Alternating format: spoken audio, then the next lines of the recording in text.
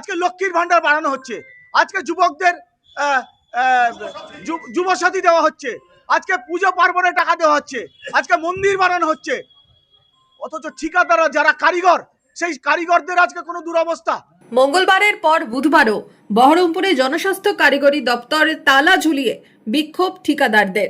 18 মাস ধরে পেমেন্ট বন্ধের অভিযোগে মঙ্গলবার থেকে শুরু হয়েছে ধর্ণা অবস্থান। বুধবারও যা অব্যাহত রাখলেন ঠিকাদাররা।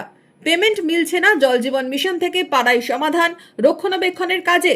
এমনই অভিযোগে অবস্থান বিক্ষোভ মুর্শিদাবাদ ডিস্ট্রিক্ট কন্ট্রাক্টরস বিল্ডার্স অ্যাসোসিয়েশনের। আজকে সমস্ত দপ্তরে আজকে সমাজসেবামূলক কাজে যেখানে ভোটের ফায়দা আছে সেই ভোটের ফায়দার জায়গায় টাকা দিচ্ছে।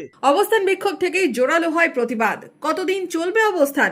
অভাব অভিযোগ নিয়ে আগামী দিনে কি করতে চলেছেন ঠিকাদাররা?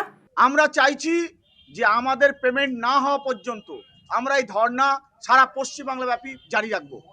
আমাদের অবিলম্বে পেমেন্ট দিতেই হবে, কোনোভাবেই আমরা এর বাইরে থেকে সরতে পারবো না, এই জায়গা থেকে সরতে পারবো না। কারণ আমাদের দেওয়ালে পিঠ থেকে গেছে, আমরা পেটে গামছা বেঁধে এখানে বসে আছি, আমাদের পরিবারের চিকিৎসা করাতে পারছি না। যতক্ষণ পর্যন্ত পেমেন্টের কোনো নিশ্চয়তা না হবে ততক্ষণ পর্যন্ত এই ঘেরাও এই কর্মসূচি চলবে সারা পশ্চিমবাংলা ব্যাপী।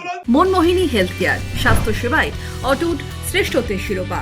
জেলায় প্রথম robotic knee replacement, cardiology with cath lab, neurosurgery, specialized trauma unit থেকে স্পাইন ট্রেন, একগুচ্ছ পরিষেবায় নিয়োজিত। Manmohini health care, quality care with personal touch, Baharampur শিল্প তালুক।